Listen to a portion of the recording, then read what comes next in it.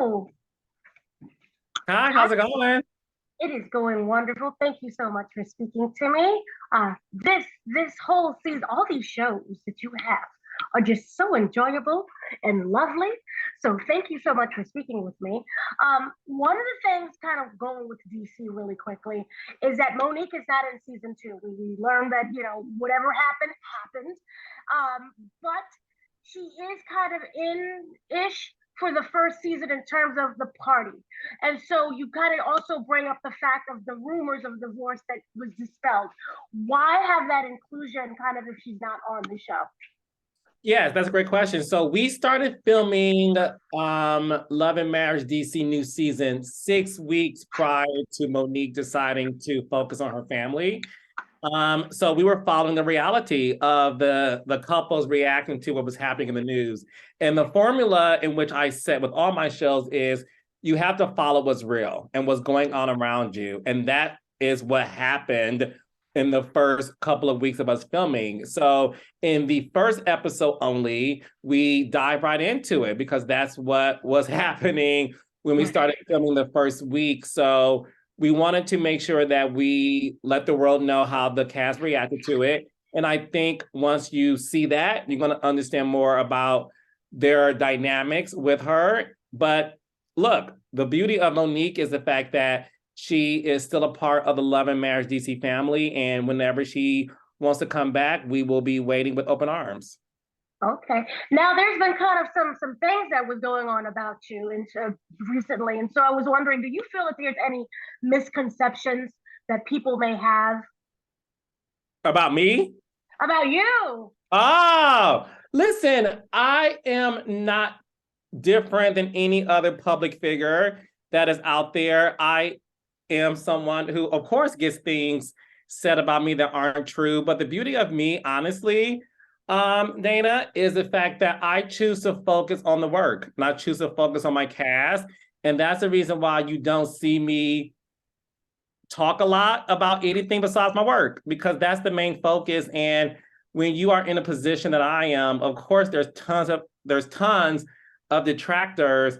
But one thing I learned from Tyler Perry and Oprah is the fact that you always have to focus on the positive, and that's what I choose to do. And that's the reason why I'm able to have what you said earlier, all these shows for people to watch, because I choose to focus on the work. Right. So can we talk about Joy and Clifton for a second? They're new to the show. What was it like, one, casting them? Was it a quick turnaround because of the whole Monique situation? Or was that always planned? Always planned. And that's and I'm glad you asked that question. We did not rush into oh my gosh, what are we going to do? Monique's not on the show anymore. It wasn't that. She decided to leave again, I want to say 6 weeks. Like I said, 6 weeks after we were already filming. And the show must go on. And the show did go on. So Joy and Clifton were already a part of the cast. That's why you see them at the party in the first episode. They were already included in the decision of having them be a part of the show. I wanted Joy and Clifton before we even decided to start shooting, because Jamie, Arena, and Ashley said, oh my gosh, you got to meet Joy and Clifton. These are people who we know in real life. We have a connection, a relationship, a dynamic, and you should meet them. And we met them, and I thought, you know what? People always say, I got the Midas touch. So how beautiful would it be, Dana, to see the first ever crossover from one franchise to the next? So to see a Ready to Love couple appear on Love and Marriage on the same network is nothing but God blessing us as usual. What makes for a good TV, like a good TV couple? Because there's so many. I'm pretty sure that you've probably met and was like, no, this is not right. That's very true now. Listen, what makes a great couple to be on a Love and Marriage franchise is you have to be a couple who is willing to talk about your real life and to show the audience your real life. Listen, you watch the shows. You do not want to see nobody on my shows, child, phoning it in, ain't talking about nothing. I don't care how good you look, how expensive your outfit is, or how big your house is. If you ain't talked to us about what's going on, child, we don't want to see it. So with Joy and Clifton, yes, it was great to have a ready to love couple. It was great that they were friends with the other cast members. But the most important thing was they were open and honest about, we will show you what's real. And watch out for Joy is all I'm going to say, honey. Okay, I like that. Now, also with season one, there was a whole winter situation. We had invisible receipts, so we never got to see things. There were a lot of innuendos. Why would you feel that she was great for season two? There's a lot of, because when I spoke to other couples, they kind of shut down. Like, no. So why bring back that, you would say, frustration, aggravation, drama? Yeah. Winter was someone who made her mark on the first season, right? And as you see new faces being brought in this season, in the second episode, you get to see a woman who is friends with Winter, but she's also friends with Ashley. So again, we follow the reality. So if Winter did not have a connection with the other couples, then that would have been hard for her to return, right? Because why would you force somebody on the show that you know people don't mess with? But the moment you think you got this season figured out, Dana, you are going to be super surprised. Let's just say it's hard to surprise me. I was shocked when I saw the dynamic shift. So all I'm gonna say is stay tuned. It gets crazier than you can imagine. Okay. Now switching over to Huntsville really quickly. During the reunion on the third episode, you stated that Martell was kind of troubled. And so I was wondering, is there a thin line between being troubled and being manipulative? Because a lot of people at home feel that he is manipulating situations, but yet you could feel that he could be troubled. Which one would you say? Because you're right there. So the thing about Martell is he's somebody who I love dearly.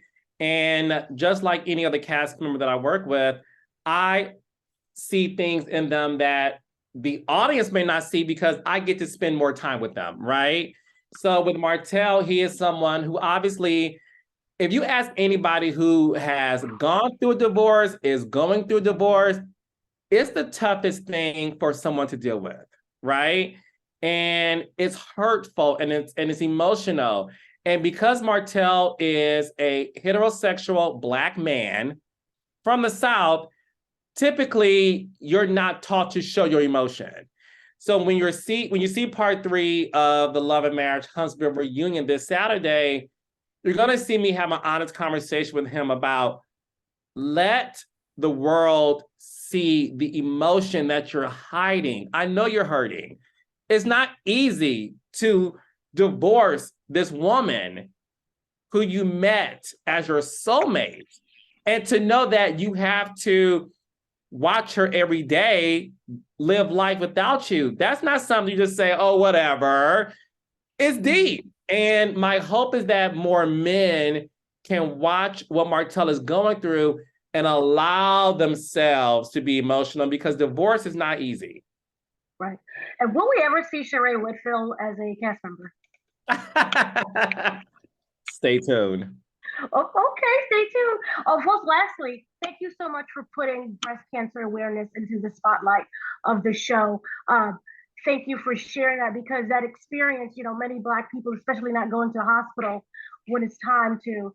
So thank you so much for that. And I look forward to everything else that you bring forth on TV as well.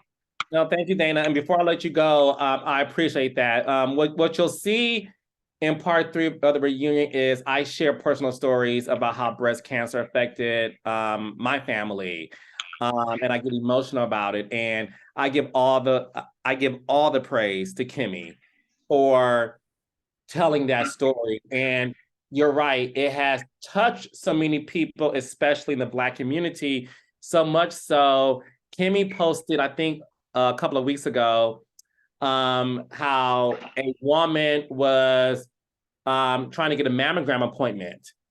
And the nurse said, we are booked for the year because some reality show is talking about this, and now everybody's getting a mammogram. Oh, wow. That's the power of television. And that's my focus. And when people throw shade and talk mess, I focus on the positive. And the positive is we are getting more Black women to leave the house, go to the doctor, get a mammogram, because we are trying to save lives. Wonderful. Thank you so much for that. Yes, you're welcome. Thank you.